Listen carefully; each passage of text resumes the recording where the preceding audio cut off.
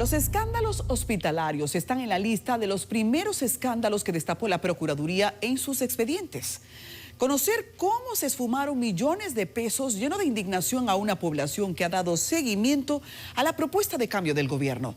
Esta semana hemos visitado varios de ellos para saber si el tiempo en realidad se ha traducido en mejores servicios de salud.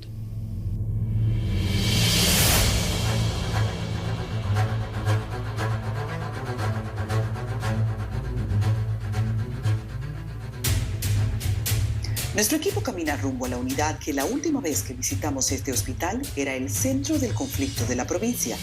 Más de un centenar de pacientes de diálisis quedaron en el limbo tras un inesperado incendio cuyas razones no quedaron claros.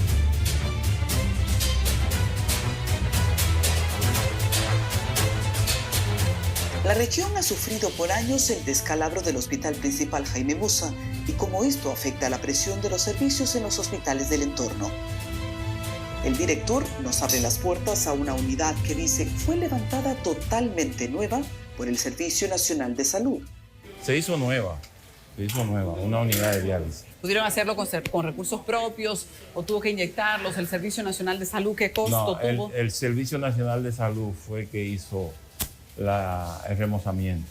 Ustedes tienen ahora mismo prácticamente la mayoría de pacientes de diálisis de la región, a falta de que se pueda resolver en el regional. ¿Qué presión está provocando eso para ustedes? Bueno, así mismo como tú dices, tenemos una presión porque vienen pacientes de diferentes áreas de la región y tenemos más de 20 y hasta 24 pacientes al día. Las unidades de hemodiálisis se han convertido en espacios de alta demanda en todos los hospitales debido al aumento de enfermedades renales. Contabilizamos 8 unidades de diálisis que totalizan 10 al sumar 2 que se encuentran aisladas para pacientes en condiciones especiales. Los martes y los jueves lo hemos dejado para el mantenimiento y las emergencias. Ok. ¿Los costos, cómo están manejándolos? No, los costos esos son las aseguradoras, la ARS. Ellos te pagan algunos 1.200 pesos por paciente, independientemente de los insumos que nosotros gastemos, pero así más o menos que está tasado eso. Los pacientes cuentan actualmente con un área que no tiene nada que envidiar a una unidad de diálisis privada. Algo muy valioso en la zona debido a que se aprovechó la desaparición de la unidad para hacer crecer un mercado privado de diálisis que drenaba a los pacientes pobres. En este hospital, ¿en qué áreas sienten más la presión de los pacientes requiriendo servicios? Por ejemplo, nosotros podemos estipular 150, 170 consultas diarias. Y tú lo puedes escribir, es más o menos el número. Se mantiene constante. Sí. Ahora, sí es verdad que tenemos presión porque a veces las citas son muy prolongadas y la gente se desespera. Seguimos el recorrido. Una consulta de gastro, por ejemplo. El gastroenterólogo ve 20 pacientes por consulta, pero también tiene que subir a la planta a visitar a los enfermos y también tiene que venir a las llamadas. Entonces uno le pone al gastroenterólogo, por ponerte un ejemplo, no es el caso específico, por ejemplo, le pone 2 días de consulta a la semana. Pero ¿qué pasa? Que hay más pacientes que la cantidad que ella puede ver en ese día, pero que no lo puede ver todo. La condición de la infraestructura en términos generales es buena. Consultamos pacientes en privado que hablan muy bien del servicio. Algunos en internamiento, no obstante, mostraron interés en que el hospital intervenga la presencia permanente de palomas y gatos en plafones como una medida sanitaria. Nos encontramos con una emergencia totalmente transformada. Mira un cubículo y los componentes, su monitor, su oxígeno vía directa por la pared. A veces ponemos un tanque de emergencia por si acaso, porque a veces la tecnología puede fallar y ahí mismo tenemos un tanque, pero eso no es lo más frecuente. Tenemos aquí 5 o 6 cubículos y por aquí tenemos lo más relevante, que es el área de trauma. Hola, papá. Mira, el área de trauma shock es lo más los tormentos de las emergencias. Bueno, el área de trauma. Hay una reciente inversión millonaria en equipos que ha elevado la dignidad del servicio. En el momento que visitamos la emergencia había poco flujo de pacientes. En cuanto a insumos, aquí no hay problema. El único problema aquí podría ser que nos faltan unos cuantos médicos más. Pero en cuanto a insumos, el presupuesto está más o menos cubierto. Aquí nunca se ha ido un paciente faltándole un medicamento. Nunca. Todo lo que hay aquí se usa en los pacientes que vienen de emergencia, repito, independientemente de que tengan derecho o no derecho. Muchos extranjeros se atienden igual aquí que los nacionales y no tienen que salir a la calle a comprar insumos. Esa es una política que nosotros tenemos. Pudimos comprobar un área de nebulización totalmente nueva, así como otra de cirugía menor. También un área completa de trauma shock, donde se reciben los pacientes en estado grave y que posee todos los equipos necesarios para afrontar un cuadro crítico. Medicina general y medicina interna son lo que más pacientes tienen. Las subespecialidades, como son otorrino, ortopedia, ya esas son de menor cuantía. Vimos una farmacia dentro de la emergencia. Explica que con esto hicieron desaparecer la necesidad de que los pacientes tengan que salir fuera a comprar los medicamentos recetados, ya que el hospital cuenta con una nueva farmacia equipada dentro del área y que para los fines está abierta las 24 horas. Por lo menos hemos superado esa etapa que vivíamos hace unos años, que mandábamos a los pacientes y a los familiares, vaya y compre eso a la calle. No. Aquí no hay que salir a comprar nada. En el resto de las áreas, a nivel de insumos, ¿cómo se quedan ustedes? No, nosotros tenemos todo, todas las necesidades satisfechas. ¿Por qué? Mira cuál es el mecanismo. Te expliqué. El Estado, el Servicio de Salud, nos da una subvención de 2 millones de pesos mensual. El resto lo producimos nosotros por venta de servicios.